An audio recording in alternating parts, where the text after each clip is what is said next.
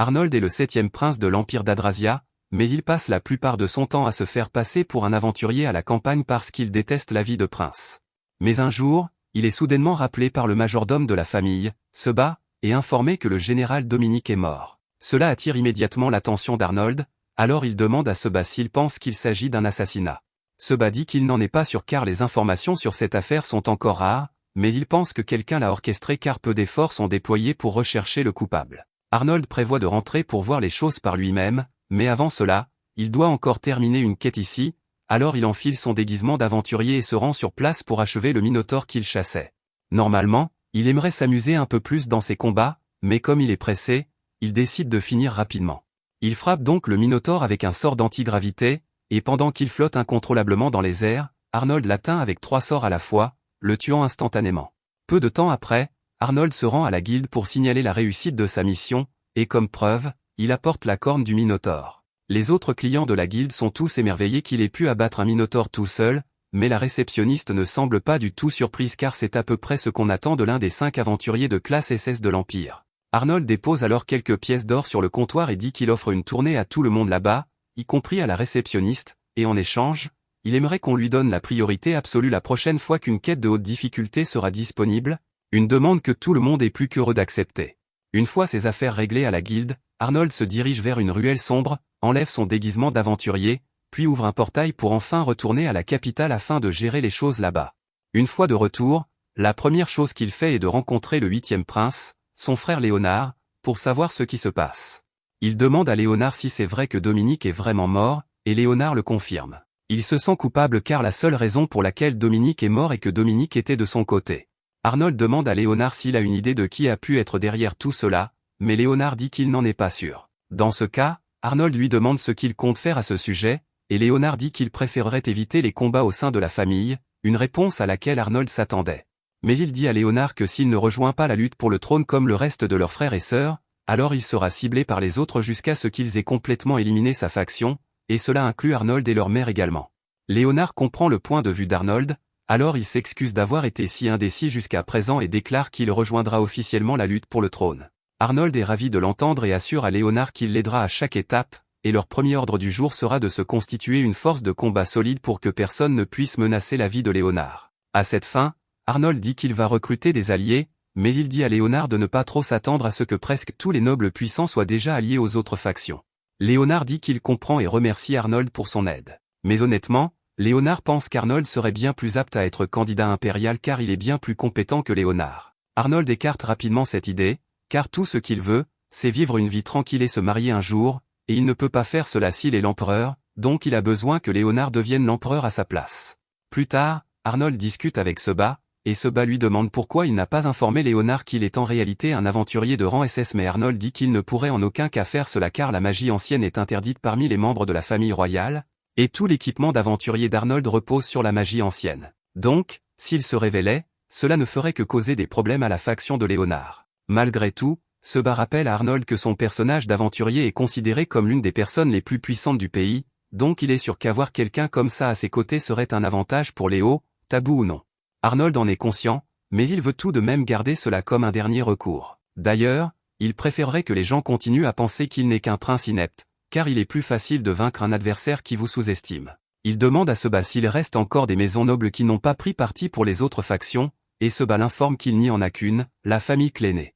Arnold est surpris d'apprendre cela car les Cléner sont une maison plutôt importante, et il se demande pourquoi ils n'ont encore pris parti pour aucune faction. Il sait qu'il doit y avoir une raison à cela, alors il demande à Seba s'il connaît des détails. Seba l'informe que leur territoire souffre actuellement d'une invasion de bêtes magiques, et ils sont loin de résoudre le problème, donc ils n'ont pas eu le temps de s'impliquer dans la bataille pour la sélection royale. Arnold pense que ce serait une bonne idée de s'y rendre dans son costume d'aventurier pour régler leurs problèmes et dire que Léonard l'a envoyé, afin qu'il lui soit redevable. Seba le prévient qu'un tel plan risquerait de rendre les Cléner méfiants envers Léonard, car il pourrait craindre le fait qu'il ait la capacité de déployer un aventurier de rang SS mais Arnold pense qu'un tel résultat serait parfait, car si les gens croient que cette faction bénéficie du soutien d'un aventurier de rang SS, alors l'ennemi réfléchira à 2 fois avant de faire un quelconque mouvement. Il doit juste faire attention à ce que personne ne fasse le lien entre l'aventurier Silver et lui. Il enfile alors sa tenue d'aventurier et se prépare à rendre visite au duc de Cléner. Mais avant qu'il ne parte, Seba le met en garde d'être prudent car la fille des Cléner est la Blomo, une personne qui a reçu l'or bleu de son père à un moment donné. Elle est également extrêmement jolie, alors Seba prévient Arnold de ne pas céder, quoi qu'il arrive, si elle tente de le charmer. Arnold l'assure qu'il n'a pas besoin de ce genre de leçon de sa part, et il se téléporte ensuite vers le manoir du duc. Mais alors qu'il s'apprête à entrer, il est arrêté à la porte principale. Le garde exige de savoir qui il est, et Arnold explique qu'il est l'aventurier de rang SS Silver. Mais le garde ne le croit pas, car si un aventurier d'un rang aussi élevé venait ici, la guilde l'aurait mentionné à l'avance. Silver dit qu'il vient sur ordre du prince Léonard, puis il plonge la main dans sa veste et s'apprête à sortir sa carte de guilde comme preuve de son identité, mais le garde l'arrête avec arrogance et lui dit de dégager.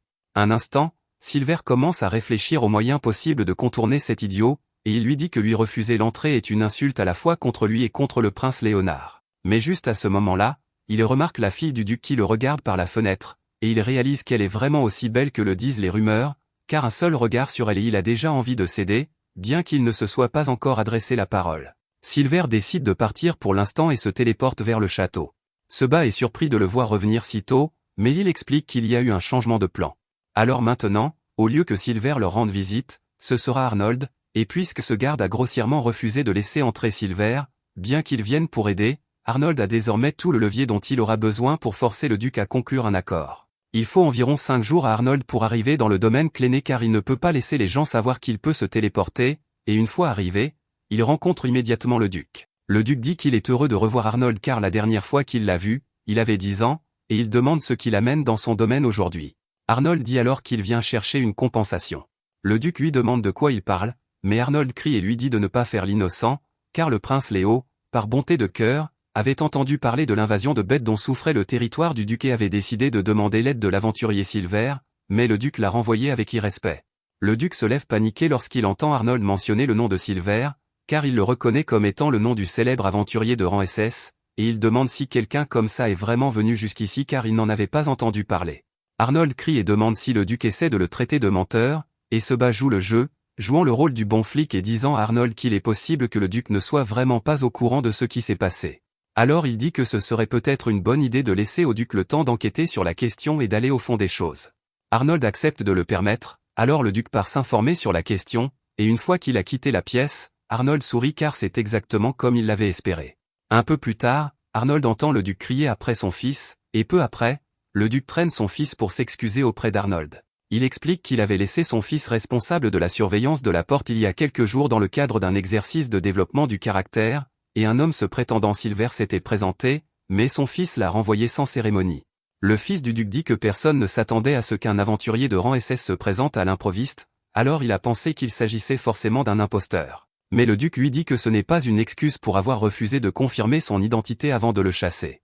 Arnold prend alors la parole et demande au duc comment il compte réparer cela, car après avoir subi un tel manque de respect, Silver pourrait ne plus vouloir travailler avec Léonard. Le duc réalise à quel point la situation est grave, alors il offre sa vie pour expier ce qui s'est passé. Mais Arnold dit qu'il ne veut ni la vie du duc, ni celle de son fils, car ce genre de choses ne lui est d'aucun bénéfice. Juste à ce moment, la fille du duc se précipite dans la pièce et demande à Arnold s'il acceptera leurs excuses si elles s'offrent à lui. Le duc supplie Arnold de ne rien faire à Finn parce qu'elle ne sait pas ce qu'elle dit.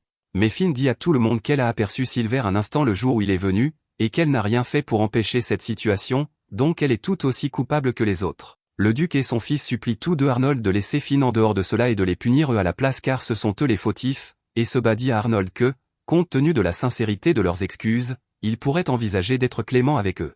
Arnold lui demande ce qu'ils sont censés faire si Silver refuse de les aider après ce qui s'est passé, mais Seba dit que Silver est un homme loyal, donc il ne tournerait certainement pas le dos à Léonard pour une question aussi mineure. De plus, il est sûr que Léonard lui-même serait plus qu'heureux de pardonner au duc et à sa famille car c'était une erreur honnête. Arnold fait semblant de réfléchir, puis dit au duc de faire en sorte que quelqu'un retrouve Silver pour qu'il puisse lui parler en leur nom. Lui et Finn finissent par aller à la rencontre de Silver, et pour rendre cela crédible, Arnold crée une illusion de type double élu pour jouer le rôle de Silver pendant qu'il est également présent, de sorte que Finn ne soupçonne jamais qu'il est en réalité le vrai Silver. Il fait en sorte que Silver paraisse déçu et dise qu'il n'est venu que pour aider parce que Léonard le lui avait demandé, et pourtant ils l'ont si ouvertement manqué de respect. Cela dit, il a toujours le devoir de remplir la demande de Léonard, donc tant qu'Arnold parvient à obtenir du duc qu'il jure fidélité à Léonard dans la sélection royale, il est prêt à sauver le territoire. Arnold dit qu'il n'a pas encore vraiment obtenu de promesse du duc à ce sujet, mais il est sûr que le duc sera prêt à offrir son soutien si Silver l'aide. Cependant, Silver dit qu'il n'est pas prêt à se fier uniquement à la parole du duc car il pourrait les trahir à tout moment, donc tant qu'il n'aura pas signé un contrat contraignant, Silver ne lèvera pas le petit doigt pour aider. En entendant cela, Arnold baisse la tête et supplie Silver de sauver d'abord le territoire car d'autres vies seront perdues s'ils attendent, et voir Arnold supplier au nom de leur territoire émeut vraiment Finn et lui fait croire qu'Arnold est un homme véritablement attentionné. Sur l'insistance d'Arnold, Silver finit par accepter de prendre la mission et d'éliminer les monstres d'abord, mais il dit à Finna qu'il compte sur elle pour convaincre la famille du duc de se ranger du côté de Léonard car il ne ferait pas cela autrement. Après cela, Arnold et Finn sont sur le point de partir, mais avant qu'Arnold ne monte dans la calèche avec Finn, Seba lui dit qu'il est impressionné par le fait qu'il ait pu créer une illusion magique pour jouer le rôle de Silver car il n'a jamais rien vu de tel auparavant, et que le jeu d'acteur d'Arnold là-bas était également de premier ordre car il a presque fait croire à Seba que toute la situation était réelle. Peu de temps après, Arnold arrive à la partie du domaine où l'infestation de limaces est la plus forte, et bien que chaque limace individuelle ne représente pas une grande menace, avec autant d'entre elles au même endroit, cela devient vraiment dangereux. Un groupe d'aventuriers composé de 2 rangs A et 4 rangs B avait déjà été envoyé pour aider à gérer la situation, mais il manque de la puissance de feu nécessaire pour détruire la limace mère qui produit toutes ces petites limaces. Silver ne veut pas être impoli, alors il leur demande s'ils sont prêts à s'écarter et à le laisser gérer cette quête à leur place, et le chef du groupe le reconnaît comme un aventurier de rang SS, alors il lui dit de s'y mettre car aucun d'entre eux n'est assez fort pour le faire. Le chef se sent un peu frustré par sa faiblesse et son impuissance à résoudre la situation, mais Silver l'assure que sa présence n'a pas été inutile, car si lui et son équipe n'avaient pas été là, l'infestation se serait bien plus répandue qu'elle ne l'a déjà fait. Silver se tourne vers la direction de la limace mère, lève la main et lance un sort ancien qui détruit tout dans cette direction, y compris la limace mère. Il se retourne ensuite vers le groupe et leur dit qu'ils peuvent s'attribuer le mérite s'ils le veulent, car il n'est pas vraiment intéressé par toute cette histoire de gloire, et après cela, il se téléporte dans sa chambre. Il enlève alors son masque pour enfin se détendre. Mais à son insu, Finn était en réalité venu dans sa chambre pour le chercher, donc elle le voit enlever sa tenue et réalise qu'il est Silver.